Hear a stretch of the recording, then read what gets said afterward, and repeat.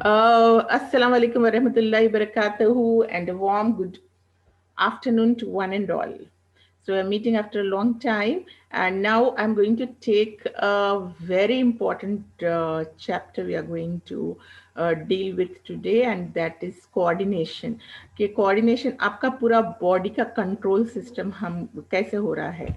We are going to discuss on that. So I want you all to see it with it's very interesting of course, क्योंकि जब आपको पता चलेगा कि आपका जो हाथ उठ रहा है और how is your heart beat, दिल कैसे धड़क रहा है डाइजेस्टिव सिस्टम में, and what are the peristaltic movements inside your intestines, all your transportation system and everything that we were studying all these times, ये सब कहाँ से हो रहा था, कैसे हो रहा था, आपको गुस्सा क्यों आता है, और जब भी वेन एवर यू बिहेव पेक्यूलियरली, वो सब आखिर ये कहाँ से ये सारा सिस्टम हो रहा है. तो then you will come to know कि why when you behave so weird in the classroom certain times, why is it happening, so what is that inside your body. Once you come to know कि उसको कैसे control कर सकते हैं and how you can remain healthy, you have certain negative feelings of comparison, jealousy, anger. These all are happening because of the changes in your hormonal changes. In the why do you fight in the classroom for छोटी छोटी चीज पे. Okay, you are adolescent at this age, लेकिन एक छोटी सी बात पे क्यों गुस्सा आ जाता है. Why do you fight with each other? So there are so many interesting facts about us inside. You will come to know through this coordination chapter. So let's start. See this and take 2 days times, because I'm going to complete the entire chapter. So it's not necessary that you see the whole chapter at a time. Divide it. Keep on noting down what all are the new terminologies that you're coming across. Note it down into your book. Take 2 or 3 days time. And today is Saturday. Tuesday 3 p.m. we'll have the performance test. Okay, so let's start. Go.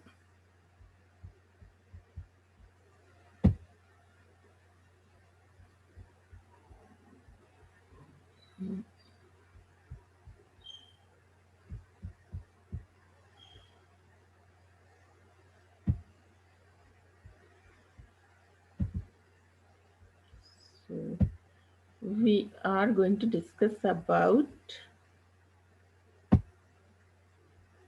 this coordination system or the linking system. We call it coordination or linking. How is your every act, every action, like I'm talking, I'm thinking. So all this process, what is it? How is it getting linked together, coordinated, and certain actions that takes place by our body. So let's see what it is. So let's go and see how is this system working about. For example, he's starting with you sharpen a pencil. It's a small act. You just think कि मैंने एक pencil लिया, sharpener में डाल दिया और उसको I could sharp it off. Or door knobs, grasping a doorknob, walking, running, whatever are the physical activities that all are involved, it requires coordinated movements. उसके लिए एक coordinated movement and well balanced posture चाहिए.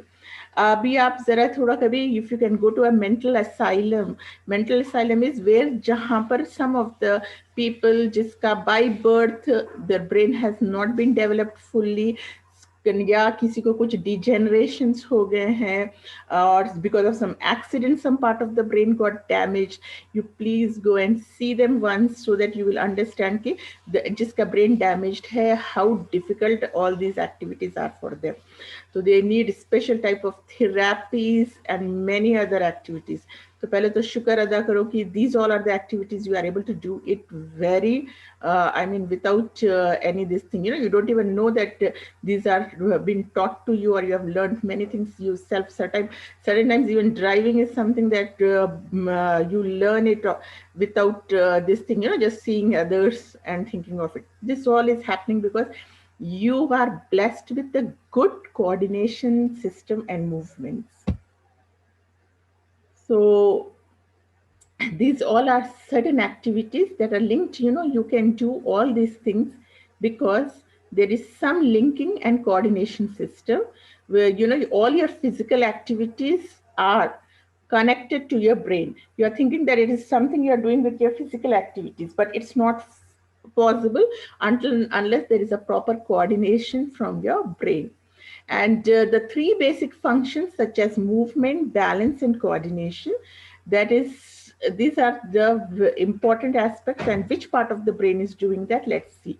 Whenever you are moving, there are three basic functions that has to take place. Until and unless all these three functions are not working properly, you'll not be able to perform that action or functions. And all these actions work together, has to work together.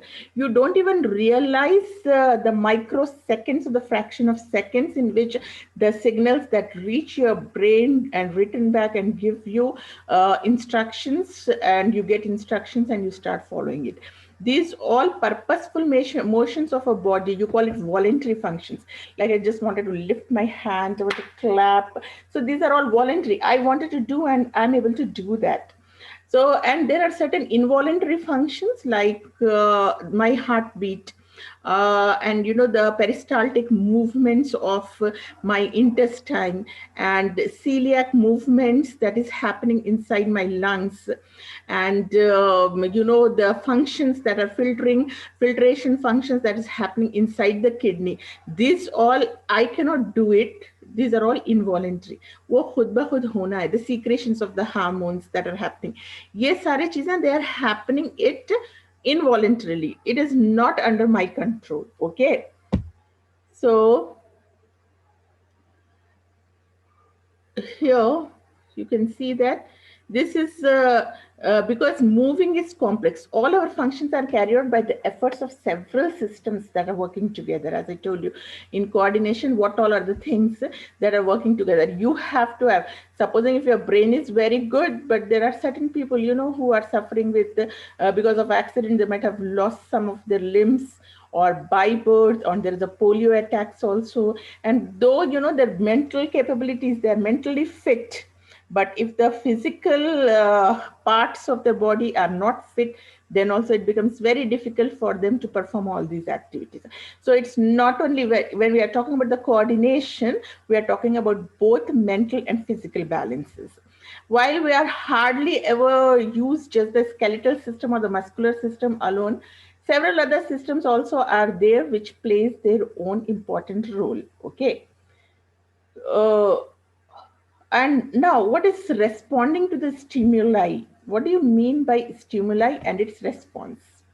So you are giving responding back. When you're doing a science fair projects, we generally talk about variables, dependent and independent variables and dependent variables. So these dependent variables are responding to the stimuli given by the independent variables. They give them some stimuli because of which they show the response. For example, somebody has done a very good project. I think it is Samira. Samira has done a project where she wanted to see the effect of caffeine on the growth of plant. So now caffeine is an independent variable and which is stimulating the plant growth, and the growth of the plant is dependent variable, and this is stimulating and it's responding. So similarly, these are the responses that causes a specific functional reaction in an organ or a tissue. So all living organisms, they respond to a stimuli. For example, what happens, even a small baby, if it touches something hot, it's not taught to them that if you keep some hot substance in front of them and keep their hand, they'll immediately remove it. So how do they remove? How do they act that? That is called as a reflex action. You have given a stimuli of hot substance is the stimulus, and immediately removing your hand from that place is response. Your body is responding. So you just imagine this is just in a fraction of seconds it's happening. But whereas if you just look at, if you can just test a paralyzed patient whose body functions are, that is paralyzed, that are dead. their neuronal functions, you call it, or the brain, and that part of the body is dead, they have no stimuli, no response. If you keep their dead hand or a leg on any place, cold or hot, there are no feelings at all. They cannot respond back to the stimuli. They're numb completely. So now all living organisms, they respond to stimuli. Let us see how is this stimulus being happening. For example, you see a cat may be running because it saw a mouse. Plants grow towards sunshine. We always see that it is moving towards the growth is towards the upper side of the ground. It doesn't go down. But okay, there are certain exceptionals where geotrophic also, where the movement of the plants we see towards the ground. Some growth they bend down towards the ground, but generally, majority normal growth is towards the sunlight. And you can even see the cat running because it saw, and there's a sequence of events that brings about responses. You can just see in the pictures how is it they start detecting changes in the environment or stimuli, transmission of information process, all that. Even the climate makes the changes. Now it's winter, and all of a sudden you start shivering. How is this all happening? So this is all the signals that have been transferred, and you start feeling these changes. There is nobody in this person who does not feel this change of climate, understand how is it happening, and how are your body responding to it. So the responses will detect and execute the appropriate action. So it is very important that at that time, what do you have to do? So how do you apply your wisdom? Like in certain times, what happens when you see something, we call it, all of a sudden adrenaline is secreted in your body. And when you see an unseen, you see something is burning, or you see a tiger. So what do you do? Then it is called as a fight or flight hormone. So at that time, your body would give you the response. What do you have to do? For somebody, it will give them the response. Maybe it's good for them. It's better for them to run away from that situation. And for others, maybe they can wait and fight with the tiger. So this is how the different bodies and respond in a different ways.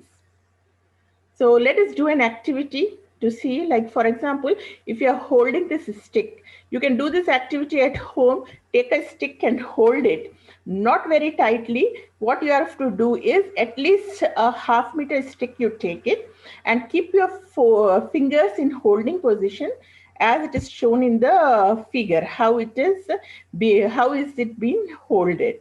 So you just hold it in this fashion and hold this, and you just make sure that to hold the stick or the scale near the end, let the other end can be suspended between your fingers. Okay, you are using both your hands to hold it in the same position as it is shown in the figure, and you are not holding it very tightly. You are holding it very lightly without not applying any pressure with your fingers. So let that be a very small gap of around a centimeter between the thumb and the stick or scale and forefinger. So from down also you are holding it, and the upper hand you are holding very loosely. So what happened? Could you hold it exactly at the point where it was suspended between your fingers? Can you hold it, and how long can you hold it? No, it doesn't. It generally slips down, and you just see when you are, when you sleep also, you are holding something in your nowadays. Most of the time, you must be holding your mobiles in your hand while studying, or sitting on a chair. Something, your pen or mobile is in your hand, and if you get a small cat nap also, you see that it's falling down from your hand. Okay. So how far up with this point from the end suspended between your fingers, can you just measure it? It is just above the point from the finger from where it is dropping down. Because the time taken for the stimulant that is leaving the stick and the response to the nervous system. So you can just calculate, to see the time taken, how many fractions of seconds it has happened.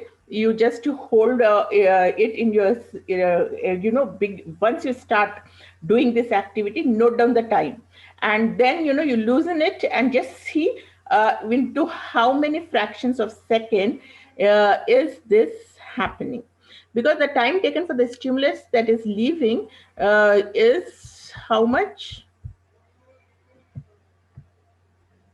So time taken for the stimulus that is leaving the stick and the response to the nervous system is very, very low. Then once you calculate, you can understand how much time it is taking. How fast do you think the process was? Will you be able to, it is within a fraction of seconds, you just see, will you be able to even see the time, and can you see even the seconds, if you are having all the 3 hour, minute and second hands into your clock, and see where how much of it is moving. I don't even think even the seconds hand of your wristwatch will also move at that time, or a wall clock, wherever you're checking it. So responses are brought about by a rapid change in some muscles, and such changes are usually changing based upon the stimuli. So these are all the responses to the stimuli. What all are changing place, usually to change this stimuli. And now let us see, what do you mean by integrating pathways and nervous coordination? And this most of the most of the content in science that we study, that is all from Greek and Latin. That is the reason, most of the terminologies you see, Greeks were one of the first this thing, Greek scientists or the people of the Greek were highly civilized, and these were the people who have observed and done most of the experiments in between. So these Greeks, they believed that all functions of the body were controlled by brain, since damage to that organ produces remarkable changes in the behavior. So they started studying about the brain, and what exactly happened, how many parts of the brain are there, and what are the various functions that a brain does. So Galen was the first scientist from 129 to 200 AD, who made a notable 80s after death of the Christ. At that time, he has started observing these changes. He was a physiologist, and his observations were notable. What were his, that's what, if you want to become a scientist, becoming a scientist or doing a project, the first point what you are going to do is observation. Observation is the key to the beginning of all these things. So what did he observe? He saw that one of his patients was suffering with a blow on the neck when falling from his chariot. He just fell down from his chariot, and he was suffering with the back pain. Having a pain in the neck. You can just see this is a chariot, and this is how this man fell on, and he got his neck damaged. So this complained of loss of feeling in the arm while still retaining normal muscular control of its movement. So what happened is, though his neck got damaged, but he was complaining that he was not having any feelings. His hand also became numb. The muscular control of his hand got affected. So Galen started observing what exactly was happening here. Why is this man? Is Galen concluded that nerves were of two kinds: those of sensation and those of action. So there has to be two type of nerves, because what he was doing is, his action is also he has no sensations, where the nerves that gives you the sensation, the feelings is one, and the one from which you take action is another one. So there has to be two types of nerves, okay, sensational nerves and the one which are doing actions. So he started deeply studying about the types of nerves. So according to him, blow in the neck had damaged the nerves of sensation, but had not affected its action. His movements and all are normal, but whereas there are no sensations into his feeling of sensational feelings were lost. So the damage has that was where the damage has done. The functioning of nerves as integrating system was little known till 18th century. So till 18th century, the integration and function of nerves were not studied by anyone. How does it takes place? Then the physiologist began to study the mechanism of nerves functioning and found how the signals were transmitted from making the connections. So no, there should be some signals, like you can just see the electric wiring system nowadays. So you have got so many gadgets, you are sitting between the gadgets only because the world has become virtual. So you can see the mesh of wires moving around and how are the signals being transmitted. So there must be something like that, electronic. That is how most of the scientists have made man-made inventions are based upon the functioning of our body only. If you can just keenly observe and understand the functioning of all the body parts, you will be able to devise new inventions. So this is how, signals has to be transferred from one place to another, and they had to pass on informations. And these connections, so how are these connections are happening between recent work on electricity and propositions working of the nervous system made till then. Okay, so how are the electric wires and connectivities are working between them, and what is the structure of a nerve cell? So nerve cell was described to be, let us do an activity to understand how a nerve cells work and what are the nerve impulses. So neuron is a highly specialized cell. As you have seen that every, many of you are getting confused between, mostly you do, and even in my last performance test also, many of you, functional unit of kidney, you are writing neuron.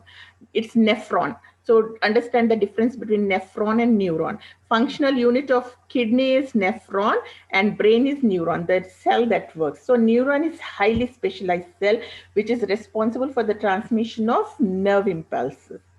So how are this, and it what are the different parts?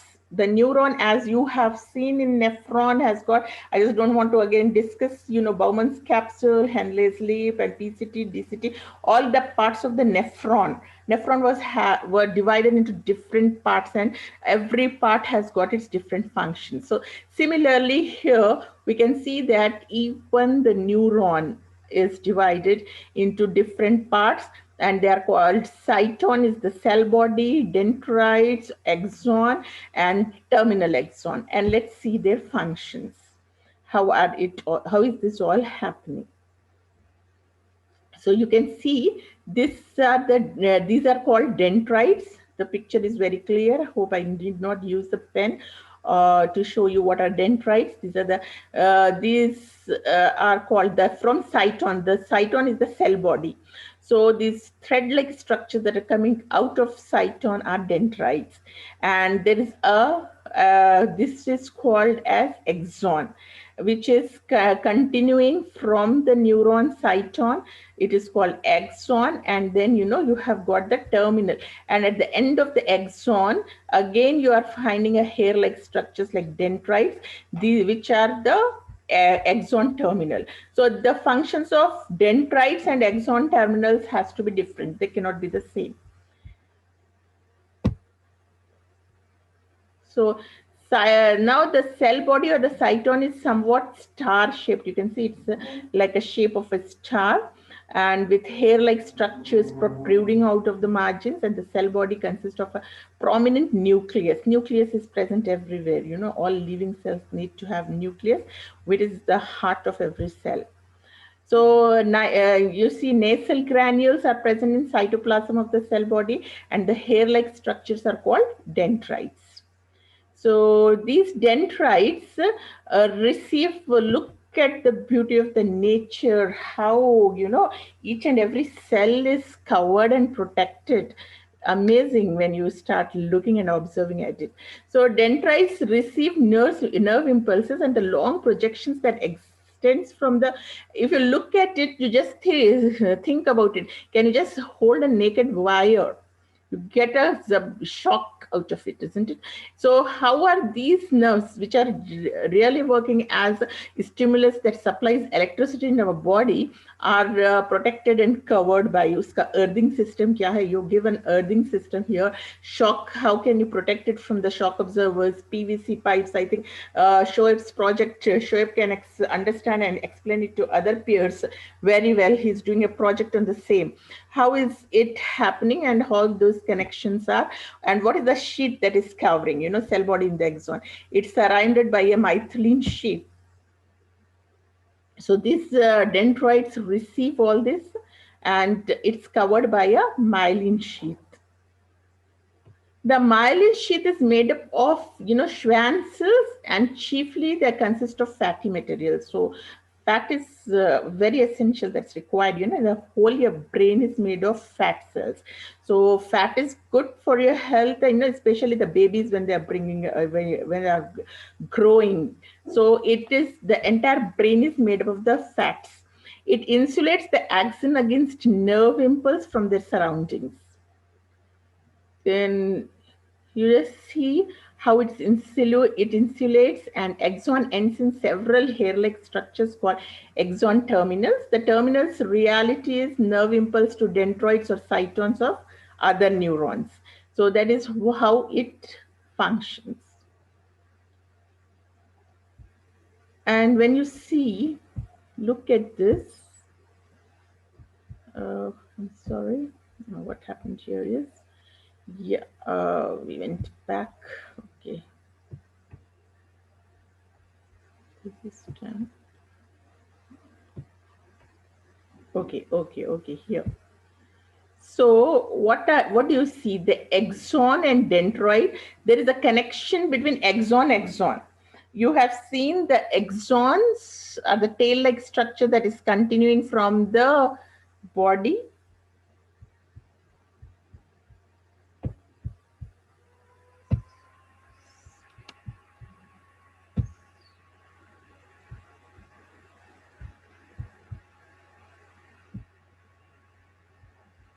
So we are able to see it, right? 1 second, I think something wrong with the connection. Let me get back to it again.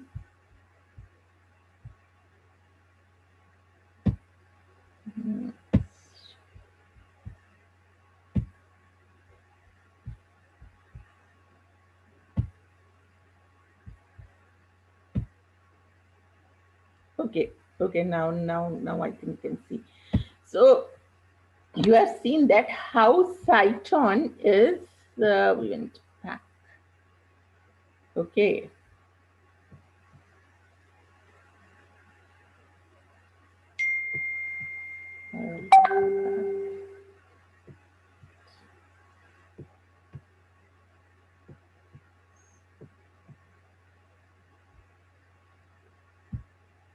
So what are the pathways and how are all these stimulus are responding? Let's see.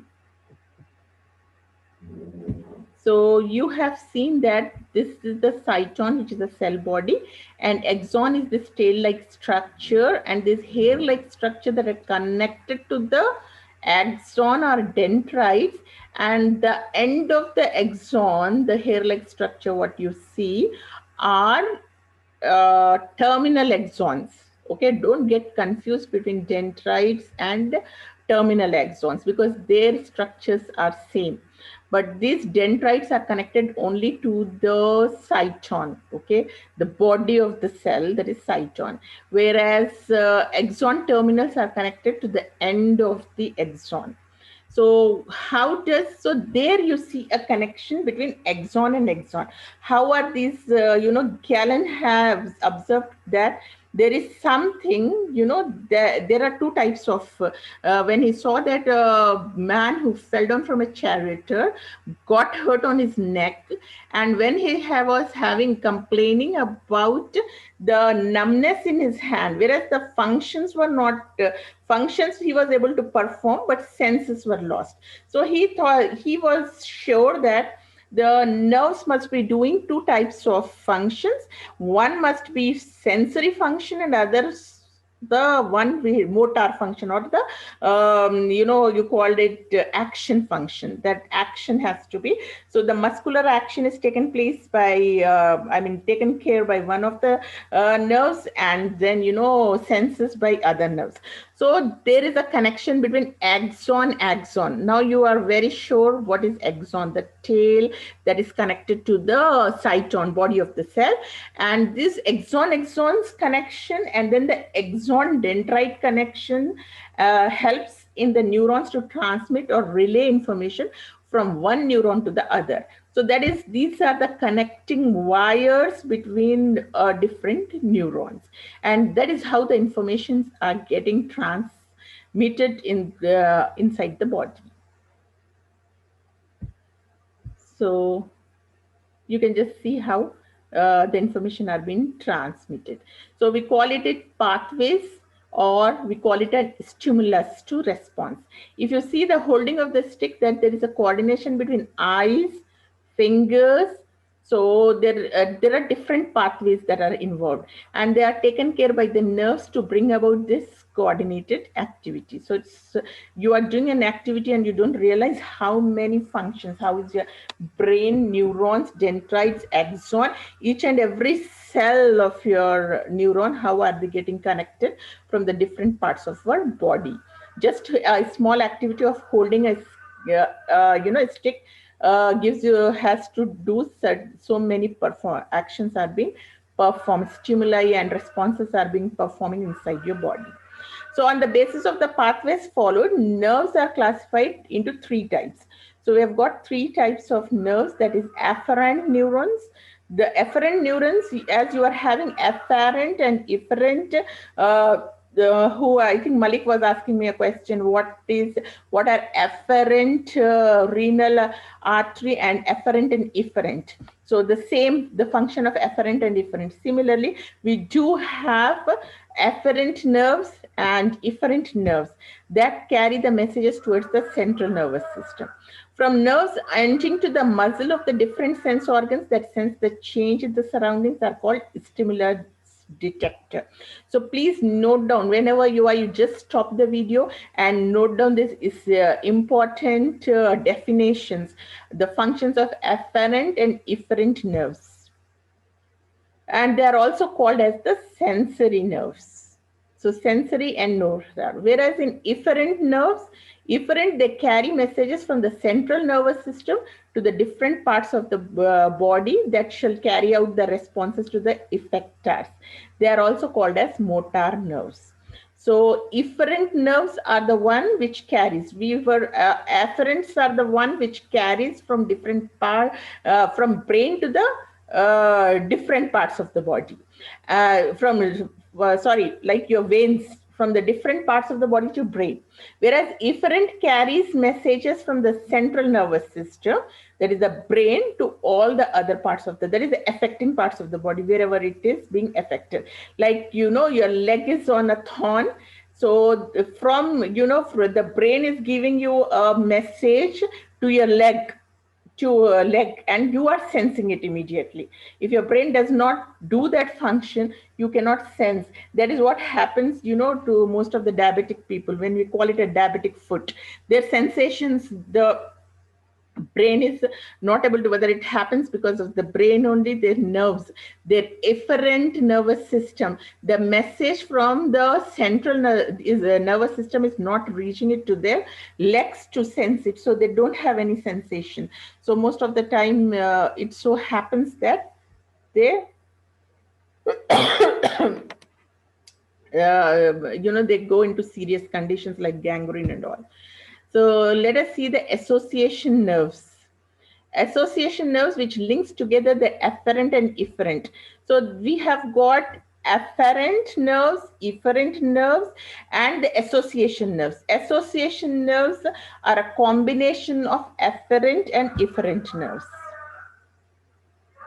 So just see how efferent nerves, it's in a cyclic form, and you generally get it in your exams to write it in a cyclic form. How is this cycle going on, like your double circulatory system?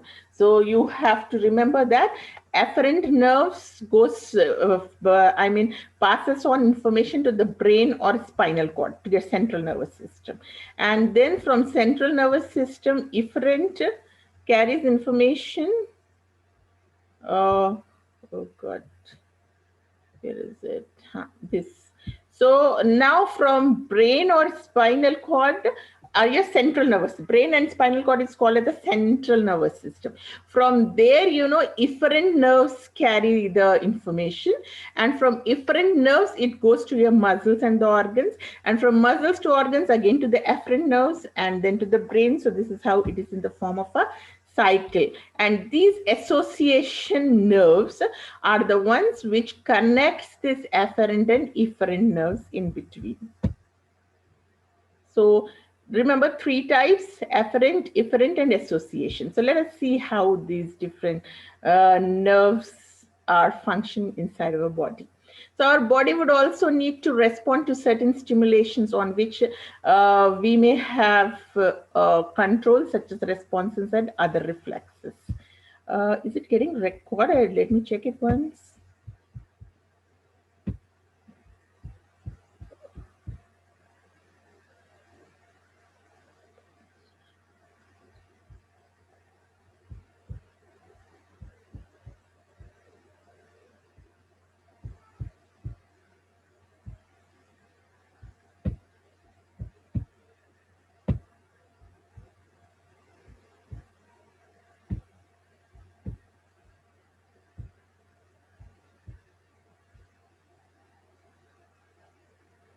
Okay, it's happening. Thank you. So now you just see how this reflex actions are taking place. Huh. Here, if you look at our body, would also need to respond to certain situations on which we may have a control. Such responses are called reflex. Okay, where we can control. For example, if you look at it, this action, knee jerk reflex. Generally, joints, you have got this elbow or knee, you do feel these jerks. Generally, neurologist, when you go to a doctor, he uses a rubber hammer to check your systems on your knees and elbows. You can see how it is happening. So the knee jerk reflex is also called monosympathetic reflex, because there is only one synapse in the circuit. You can see how it is. This is an action and a reaction. You can easily see here. Here what is stimulating. A hammer is stimulating by to your knee, and then the jerk in the knee, the movement you see is the action. So which is called as a reflex action, and it is monosympathetic reflex because there is only one synapse in the circuit needed to complete the reflex. So if there is only one, that is afferent. From what is happening is, from the knee the message is going to the brain. So only one system that is functioning. So this is called as a monosympathetic reflex synapse. And now to complete the reflection, what is needed is, it has to be in a form of a circuit. So one jerk, monosympathetic, is when only his hammering, a doctor is hammering. But then the signal, when it goes to the brain, the reflex action that is happening is because of the synapse in the circuit. So this entire cycle which we have seen just now has to be completed to understand the stimuli and response system. It only takes about milliseconds between the tap and the start of the leg kick. You can see that once it is tapped, the leg is just showing the reflex action in the form of a kick. So for the knee jerk reflex, cross the legs in a seated position so that the lower half of the uppermost leg hangs freely over the other. So you can even sit in that position. I just told you earlier also, we have seen how the other leg gets numb, and it is that sitting posture is not good for it. And what happens, you just see it. You strike the area below the kneecap sharply while firmly grasping the front part of the thigh with the other hand. You can just check it out what happens. Note the changes in the shape of the thigh muscles. So what happens, when it is contracting and relaxing, the muscle contracts and relaxes. So you can easily see that. Such a response is said to be involuntary. So the response that is happening into your thigh muscle during this jerk system is involuntary. It is not under your control. It's not happening. You are not doing it wantedly. So it is happening by its own. So such systems are called as involuntary ones. It is not in your control. So the brain has got different parts in it, and this involuntary functions takes place accordingly. So now, as when we kick a football, what do you observe? Let us see this reflex arc. How is this all happening? The structural and the functional unit that carries out the reflex action is called as a reflex arc. So reflex arc consists of receptors, a sensory nerve, an association neuron, motor nerve, and an effector organs. So you can see all this is a cyclic in a cyclic form, how the stimulus and reflex action is taking place. The sensory nerve is associated with the receptor, and it carries the information from receptor organ to the spinal cord in the first stage of a cycle, if you remember. And then this sensory nerve carries, and they are in the spinal cord. And what is the gray matter? That is these neurons and the associated neurons functions and generates responses.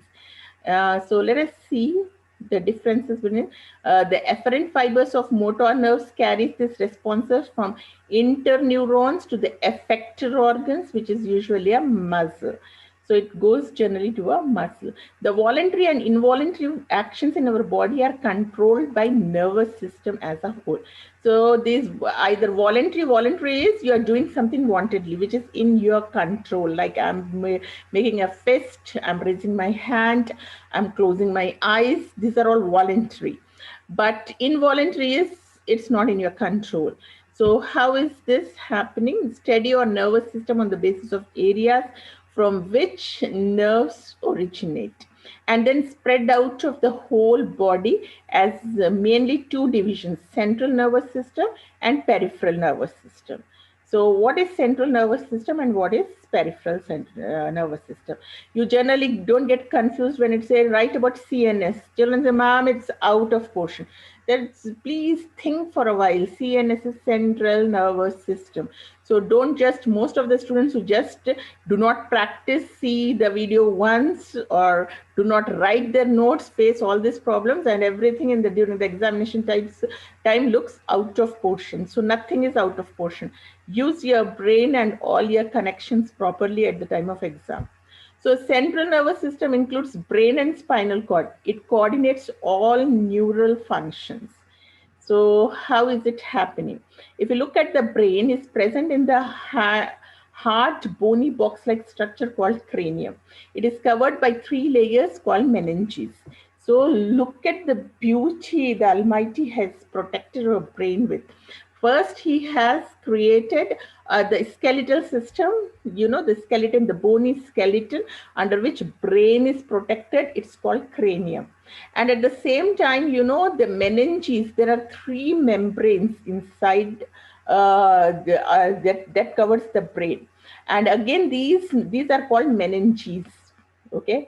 And a disease called meningitis that happens, mostly people suffer from a disease called meningitis, which is very common in a country like India, jahan par tuberculosis, TB is very common. So this TB bacteria affects the fluid that is between these meninges. This is called cerebrospinal fluid.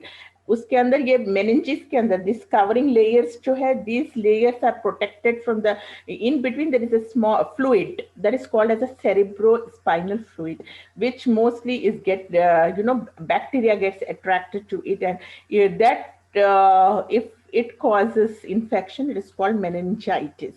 So between these meninges, what do you see? The meninges are continuous and covered by spinal cord as well.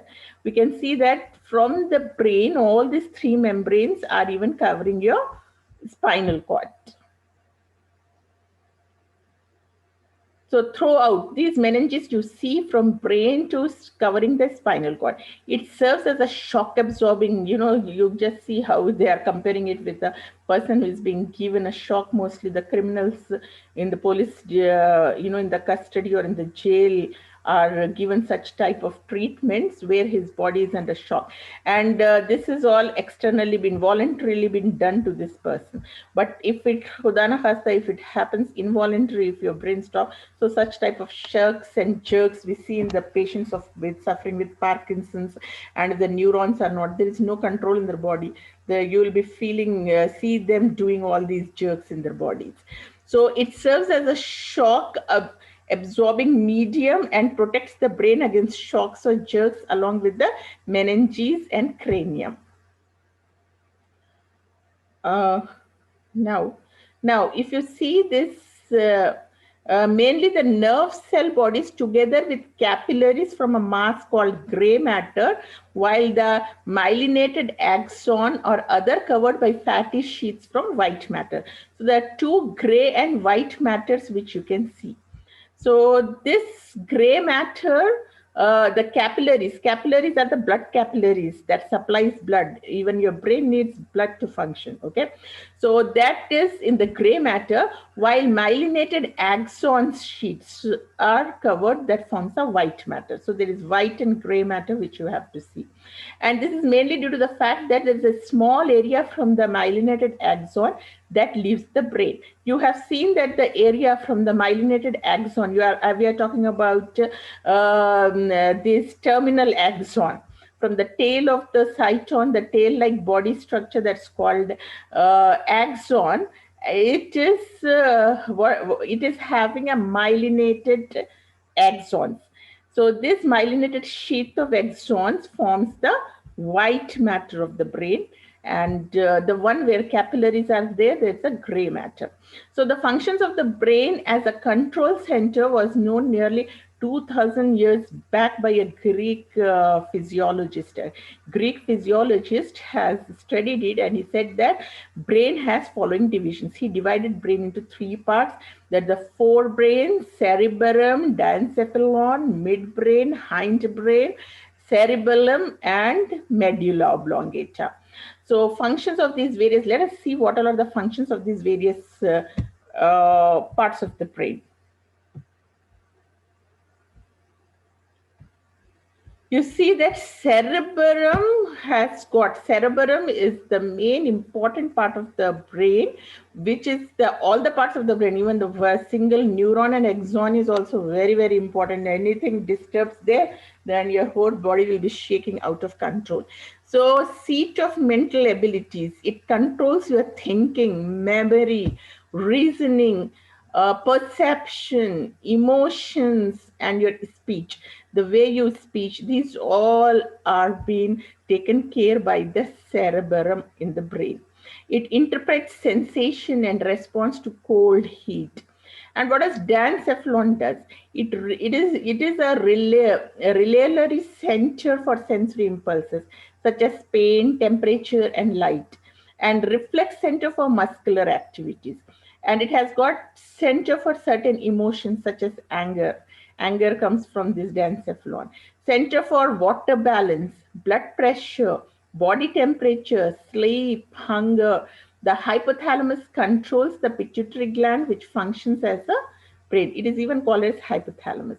And your midbrain, it relays motor impulses from cerebral cortex to spinal cord, and it relays sensory impulses from the spinal cord to the thalamus.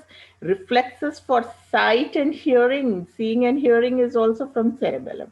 And cerebellum maintains your posture. Generally drunkard people, you see that what happens when you drink alcohol directly affects the cerebellum of the brain, so they'll not be able to handle, you will see them dangling, falling down, they are not able to balance their body posture.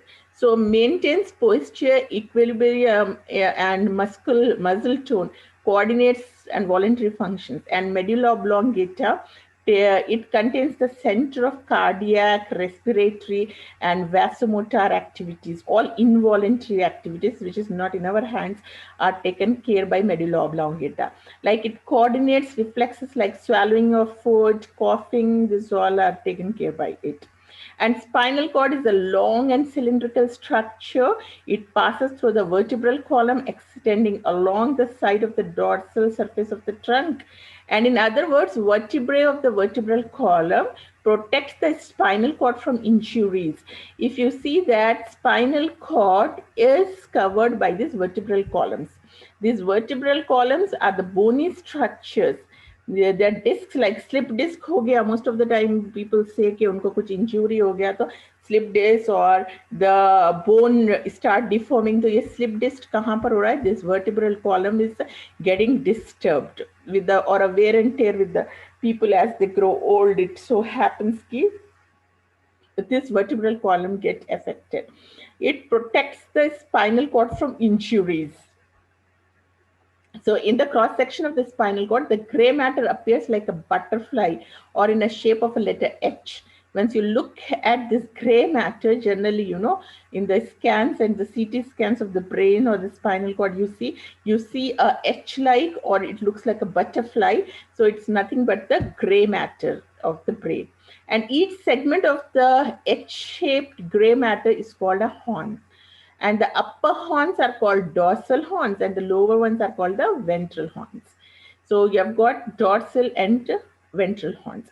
In the middle of the energy matter is a canal called spinal canal.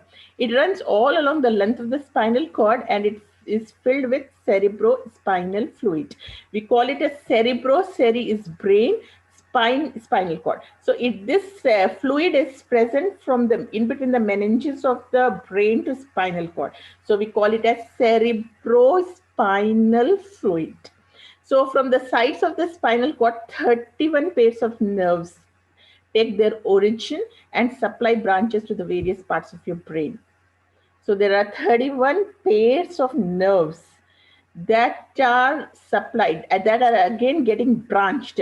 Like, if you see veins, venules, capillaries, how they are dividing in your transport system, in your heart, I mean circulatory system.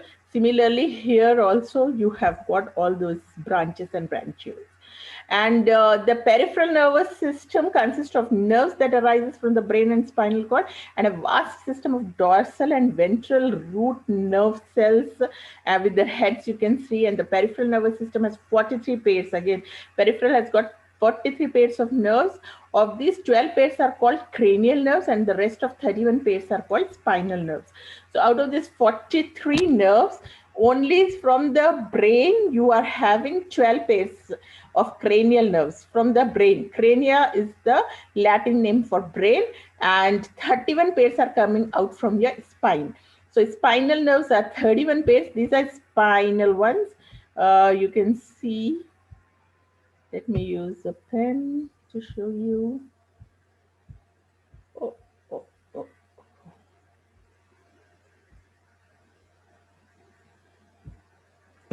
So, this you can see the nerves that are coming out of this. They are called. These are called from here. This much. These are spinal nerves, and then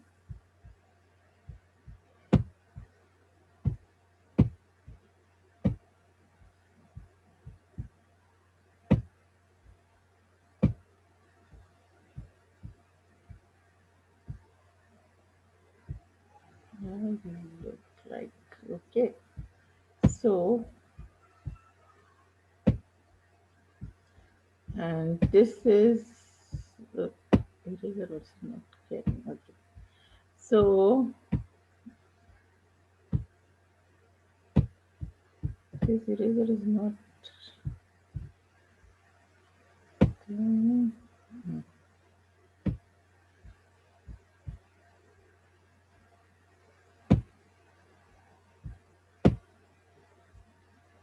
So anyhow, I don't know what happened to it. Why this eraser is not going away. Let me use the spotlight. So this is okay. You can see this eraser moving. These are the cranial nerves, this part, and these are all the spinal nerves. So you have got 12 pairs of cranial nerves and 31 pairs of spinal nerves.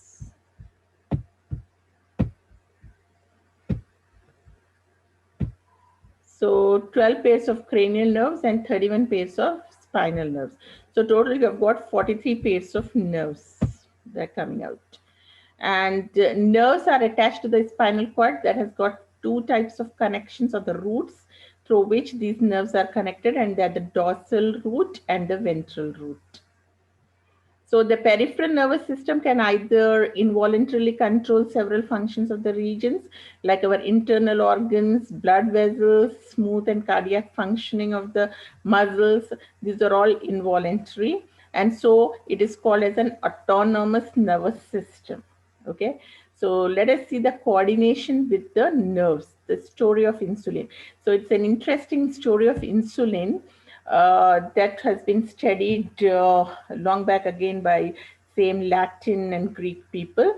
So in Latin, insula means what is insula in Latin? You know,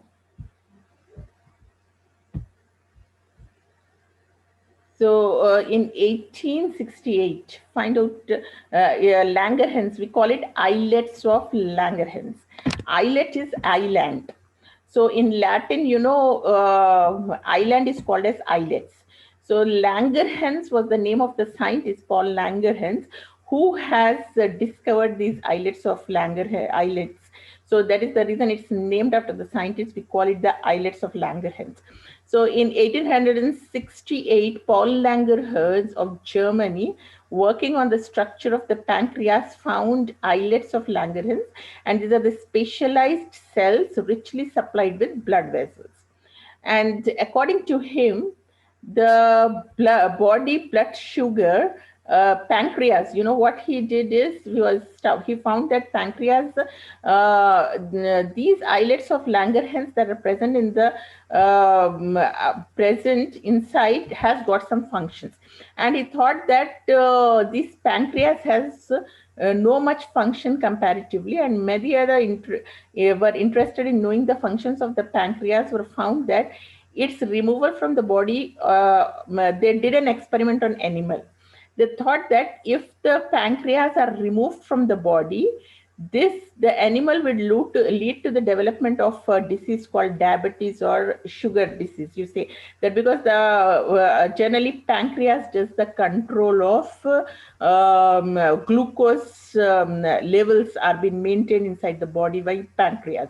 So if he did an experiment, Langerhans did an experiment.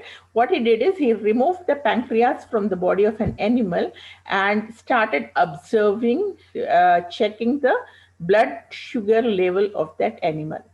So what happened, diabetes is a condition, as we all know, that the sugar in the blood or the urine is abnormally high. There is a standard level, it should not be more than 100 in the blood. If it is above it, then it is supposed to be, a person is supposed to be diabetic, and which is not good for health. So he started checking, he removed the pancreas and started checking the blood sugar level of that animal. So, what were his findings?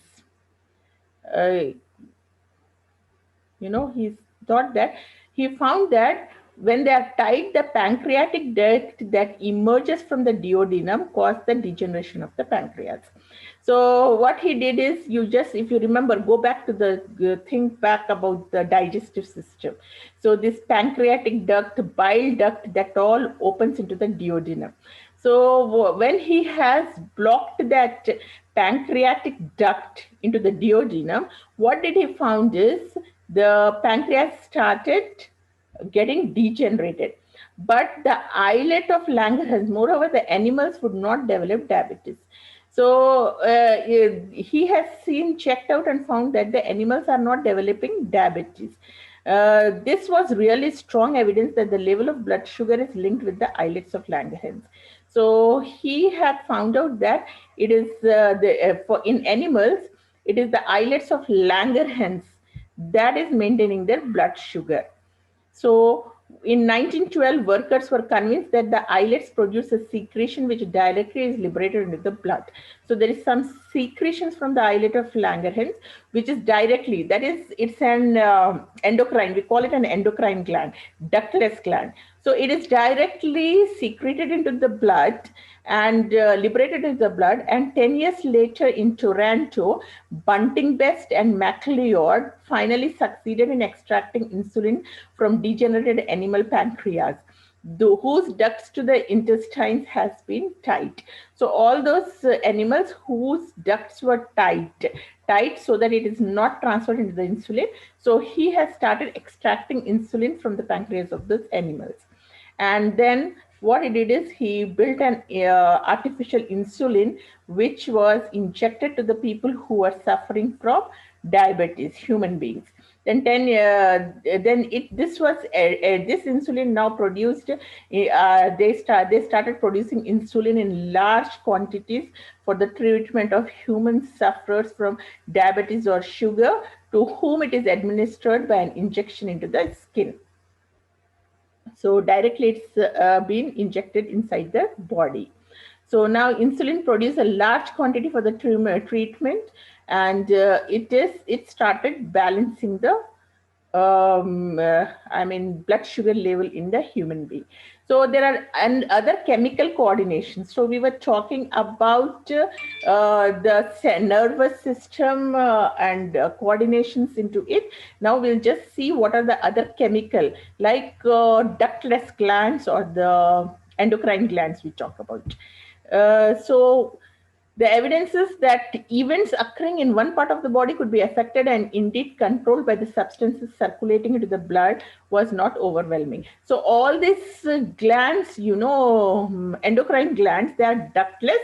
They doesn't require, like your arteries, veins, capillaries, nerves, that is transmitting all the information. But these endocrine glands, without any connections, it is directly, secreted into the blood and actions. You become angry without any this thing, isn't it, when this adrenaline is secreted. And thyroid gland that secretes thyroxine, and pituitary is called as the master gland, master gland. And you have got a thymus gland, adrenal gland above your kidneys, and pancreas is another adrenal gland, testicles is another adrenal gland. And so let us see their functions, how it does. And they're all organic. So in 1905, Starling, the English physiologist, has coined the term hormone for such secretions. This hormone was coined by Starling, and till today we call it hormones. Until and unless you discover something and give a new name, it will continue as hormones. So the glands that secretes hormones were termed ductless glands, since they have no tube or duct to carry away the products, which passes straight into the blood. I told you already. In this way, they differentiate from glands such as liver and pancreas, whose secretions passes down the ducts which are connected to other organs. And the human body contains many other ductless glands, which we have already seen. These are glands do not produce their hormones at a steady rate. The adrenal gland, for example, it normally has a low output. and the rate of heartbeat increases, the breath rate will be faster, blood pressure increases, the hair on the body becomes erect, and we get goosebumps. When the adrenaline is secreted, what all happens? When that hormone, once you see, I told you, as soon as you see a fire or a tiger running towards you, so what all of the changes? All of a sudden, you start becoming breathless, your heartbeat increases, your blood pressure increases, and your hair in the body, it becomes erect, and we get goosebumps. All these reactions are happening because of the secretion. If adrenaline is not secreted, you will not have all these functions, actions on your body. So the other things we might not observe are the pupil dilated, skin becomes more sensitive, and rarely the bladder and the rectum may be emptied. That also happens. Immediately you have to rush to the washroom whenever you have a feeling of fear. So and dilated pupil also you observe during this when these hormones are secreted inside your blood. So the amount of adrenaline hormone increases in the blood sharply in the frightening situations, getting anger or excited. So the more this is secreted, the more these functions. So you have to keep them into your control more, because these hormone, you generally see the hormonal imbalances leads to many mental imbalances and the physical imbalances in our body. So the amount of adrenaline hormone increases and makes the frightening situations in us. Like there is what getting excited easily or angry easily. These are all because of adrenaline, the functions of your abnormal functions of adrenaline, and the levels of adrenaline in the blood comes down slowly to a normal state, and it takes some time. You just get frightened, and when the phase passes away, you go back to your normal situation. So this it is regular metabolic activities that are disturbed for a moment of time. An increase in adrenaline levels leads to anger, and decrease in adrenaline level leads to normal position. Similarly, the sugar levels in the blood rise than normal levels. They are detected by the cells of pancreas. They respond by producing more insulin in the blood. So more insulin, if the sugar levels come back to normal level, secretion of insulin is automatically reduced. So it is necessary that the hormones are secreted by the glands in our body in precise quantities that's required for the normal functions. It's if its secretion is low or high, hypo or hyper, both are not good. They should be in normal. They should be secreted inside our body in a normal levels. That maintenance of this normal levels is very important. This means that there should be some mechanism, there has to be some mechanism to regulate the production. So the timings and the amount of hormones released by endocrine gland is controlled by a feedback mechanism. So this feedback mechanism is given, like I'm giving you a lesson, and then how do I take a feedback whether you have understood or not? Then we have a Zoom session where you give me the feedback, what all you have understood, and then I have to act upon. So your 100% understanding depends upon the feedback you give me. So similarly here also, which is inbuilt in our body. None of the systems, whether nervous or chemically, they are totally exclusive of each other. So you see how the mechanism of continues in a cyclic form. So let us see the functions of an endocrine glands. The name, where are these glands located, what are the secretions, and what are the responses to the body.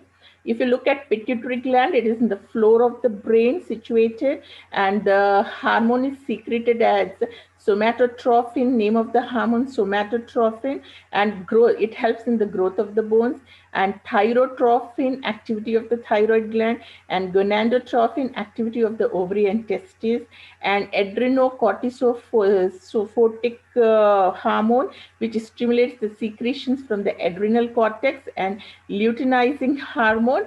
In males, it's secretion of testosterone, and whereas in female, ovulation development of corpus luteum and the secretion of progesterone. This all in detail will be going about in your reproductive system next chapter.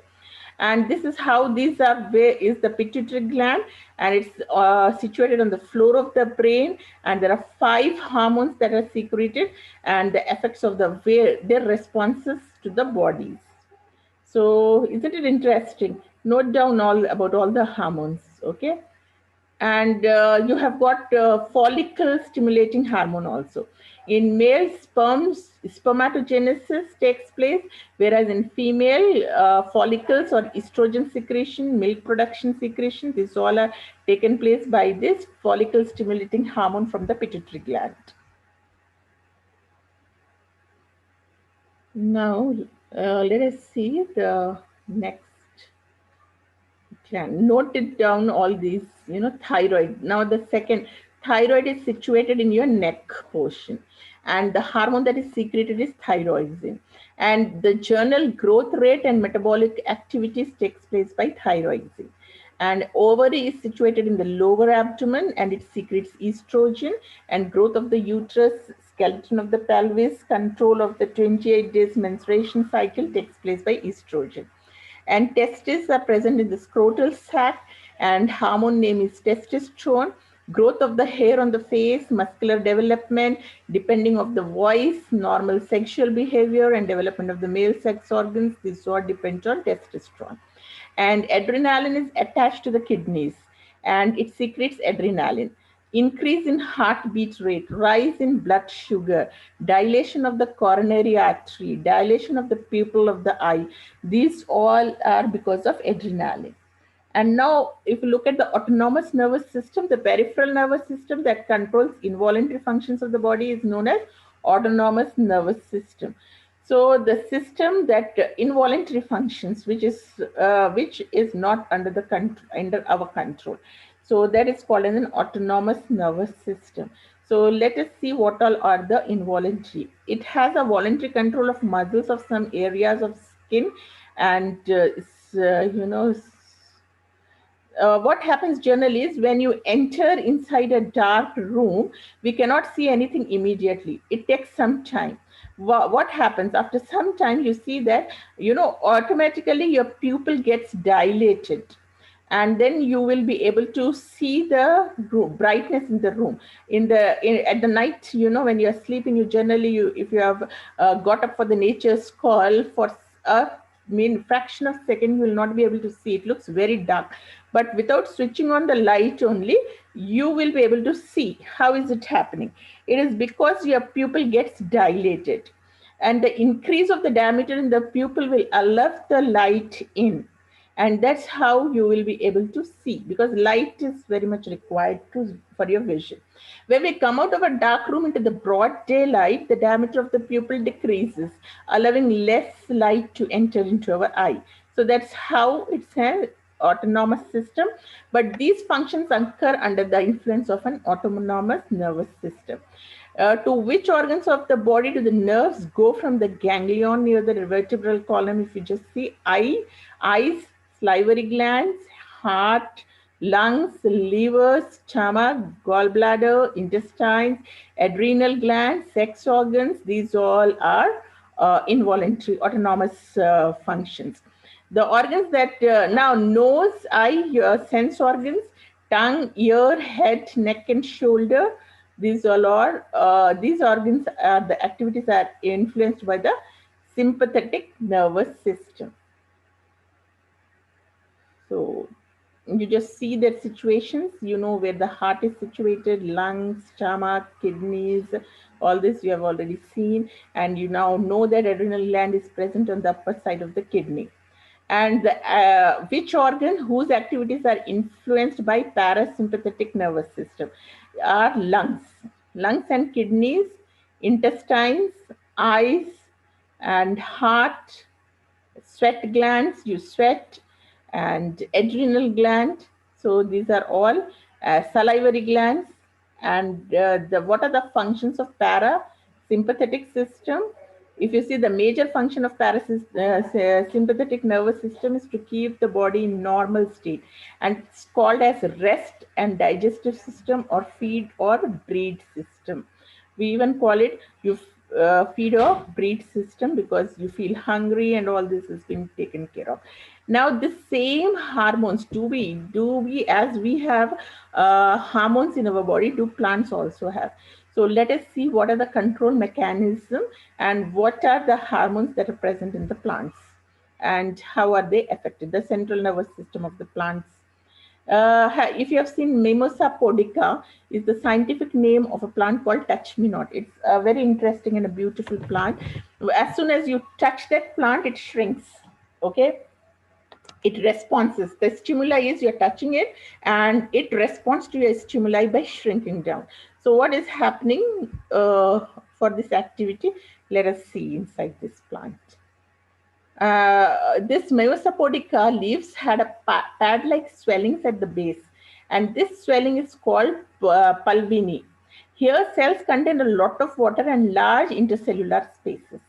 So the base of the leaf is having, due to the water pressure, pulvini holds the leaf erect. So if you look at the leaf of Mimosapodica, the lower part is very thick, and the thickness is because of the accumulation of the water, and that part is called as the pulvini, and this pulvini keeps the leaves erect because it's thick below, and the leaves can remain erect because of that support from the bottom of it. When we touch the leaves, an electrical impulse is generated. So as if you touch that leaf, immediately there will be an electrical impulse. The impulse acts on the plant hormone. So even plants have got hormones called auxins and gibberellins. So these, because of these hormones, water in the pulvini cells, which is closer to the leaf vein, migrate to other side of the cells. Okay. So you see how this action is taken place because of these gibberellins and auxins in the pulvins. Then pulvini lost its firmness, hence leaves become folded. You can see how when you touch it, what is happening, that water is absorbed immediately, like you know how adrenaline does in our body. There are so many actions, reactions you show, anger, excitement, or goosebumps. These are all because of adrenaline. Similarly, this mimosa once you touch it, it will show this function. Okay, after 20 to 30 minutes, water becomes black and pulvini attains firmness and leaves become erect. So you can see how this is happening. Touch me not plant shows nastic movement by touch. You just touch it and you can see the movements. And situations where we may see plants responding to certain stimulus, like if you see that tendrils of the plants growing towards the support by touch, this is called thigmotropism. Cucumber and bittergourd is a very good example, cucumber plant. And what is hydrotrophism? The roots that are growing towards water. Hydra is water, hydrogen, remember. So geotrophism is towards the gravity. If it is going towards the earth, phototropism is towards the sun. You remember when Shah Rukh Khan says, what happens to the response and stimuli. If you look at the sunflower, Chandramukhi, there is some famous dialogue you have to find out from that. Chandramukhi hamesha surya ki taraf hi kyun dekhti, or something like that. Na? That, what do you call it in Hindi to your sunflower? So it is showing the sunflower as soon as during the sunlight time, you see the sun looking for sunflower towards the sun. And after the sunset, it goes down. So that is the response. It is being stimulated from the sun rays, and it shows it response to it. So there is phototropism. And dandelion flower opens the petals in bright light during the daytime. We can see it. This is also phototropism because of the stimulus it is getting from the sunlight. And it closes its petals in the night. When there is no sunlight, it closes. And moonflowers also closes the petals. So similarly, you see that. So let us see what are the hormones that are present in the plants. That is the hibiscus acid. It uses its closing of stomata, which is for your transpiration, and seed dormancy because of hibiscus acid. And auxins, cell elongation and differentiation of the shoots and roots. And cytokinase is one hormone which promotes cell division. Mitosis and meiotic divisions in the plant. Mitosis is for the growth and meiosis is for reproduction of the plants. So this cytokinesis, it promotes cell division, promotion of the sprouting of the leaves, seeds, lateral buds, delaying the aging of the leaves, opening of the stomata, and ethylene in ripening of the fruits, gibberellins, germination of the seeds and sprouting of the buds, elongation of the stems, stimulation of the flowers, development of the fruit, breaking the dormancy in the seeds. And let us do an activity to see how these hormones function. If you take a glass of water, take a bean seed near the water, and this helps us to observe how roots and shoots are growing. Like roots has to have geotropism, or when it is in the water, hydrotropism, and shoot system should have phototropism. Towards the light it should move. So let us see whether this journal rule is followed by the root and shoot system of geotropism or hydrotropism and phototropism. So after 4 to 5 days, we'll notice seeds start germinating. Okay, and you see how the jar that is cupped under the sun, roots grow downwards into the soil and shoot grows towards the light. So shoot system shows phototropism. Then tilt the glass jar and keep the plant horizontal on this side and see what happens. In this position, the roots and the stem both are parallel to the ground. So what do you see? They both are parallel. Allow the plant to grow in this position for 4 to 5 days. Then after 5 days, what will be your observations? You will find that the roots of the potted plants that bend towards the soil, and the stem of the plants bend upwards away from the earth. So the roots are pulled by the gravity, that is called geotrophism, and the stem is pulled towards the light, that is called phototropism. So the stem of the plant responds to the gravity in the opposite way by growing upwards, and the roots towards towards the gravity. So now F.W. Wendt in 1926, a Dutch scientist, he of a plant physiologist, succeeded in separating this influence from the plants that produced it. Went cut off the cleopatile tips from the oat seedling. So what has he done? He has just done a small experiment using auxin hormone of the plants. So what he has done is this scientist, what he did, he has cut the tips of oat seeds, the tips. This is grown because of the agar, and left them. Then he cut the agar into smaller blocks and placed the blocks on one side each stump of the decapitated plants. They are kept in dark during the entire experiment. Within 1 hour, he observed a distinct bending towards the side on the agar block was placed. So what he did is he has placed a block over here, and he has kept them in. He has not kept these into the sunlight, so that the phototropism, the shoot is the shoot system is usually it tends to move towards the sun rays, so sunlight. So this, he has stopped this phototropism by keeping these plants into the inside in dark. And then what did he observe? They are kept in the dark during the entire experiment. Within 1 hour, he observed a distinct bending away from the side of the agar block was placed, where this agar block was placed. And what did he do? It started bending, down.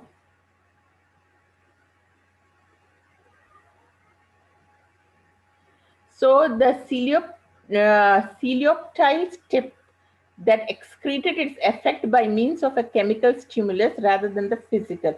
So what was happening here is there was no physical stimulus such as electrical impulse here, but there was chemical stimulus which was making it bend. So because there is no sunlight was a physical one, and chemical one, auxins, that was this chemical stimulus came to be known as auxin. So now if you look at the tropic and the naphtalic movement of the plant, you will observe that the movements of individual plants is possible subject to the external stimulus.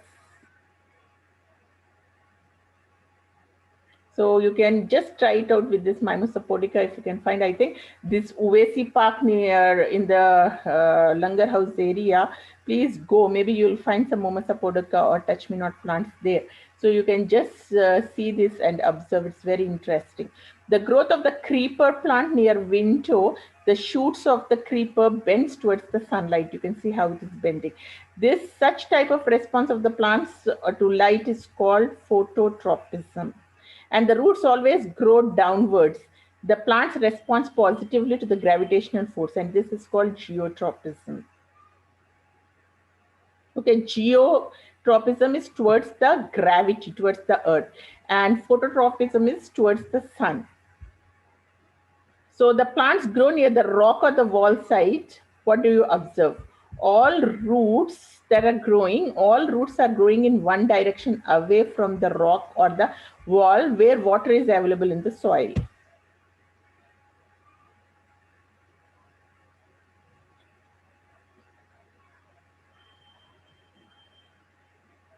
So this type of response to water is called hydrotropism. And you just see this plant in the movement of the tendrils. All plants shows positive response to the phototropism. How this sunflower is moving is also very interesting. But in creepers like cucumber, bitter gourd, the stem is weak and thin. So what do we see? Hence, plants cannot grow erect. The tendrils play a vital role to make the plant erect. So these tendrils, they are tight and they keep the plant erect in the phototrophic position. And they grow towards the support and wind around them. So this type of response to make contact or touch is called thigmotrophism. Touch, you see in the plant like Mimosapodica, when you touch it, it shrinks. It's called thigmotropism. So you have learned about phototrophism, geotrophism, hydrotrophism, and thigmotrophism. Thigmo is a touch. So hydro is towards the water, geo is towards inside, towards the gravity inside the roots. Roots show geotropism.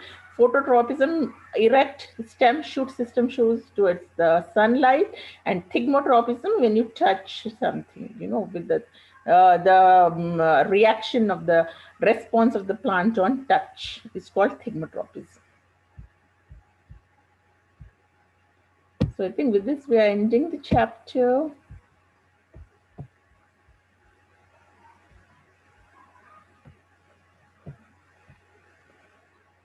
So these are all the beautiful responses to the stimuli.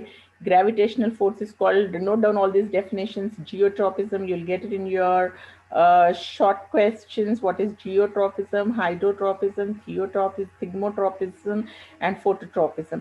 Plants grow near a rock, and we have seen this example. And then what happens? And this type of response is called hydrotropism. And bitter gourd and all, we have seen thigmotransmission also. And they grow towards the strand. This is thigmotropism. Towards the touch is called thigmotropism. Done with that. And what else? So directional growth movement of the plant part in response to the touch of an object is called thigmotropism. The movement of the plant part in response to water or the chemical stimulus is called chemotropism. This fertilization is also very interesting. How this fertilization takes place in the plant? We'll be doing it in the next class. So till then, I'm sure you must have liked it. And so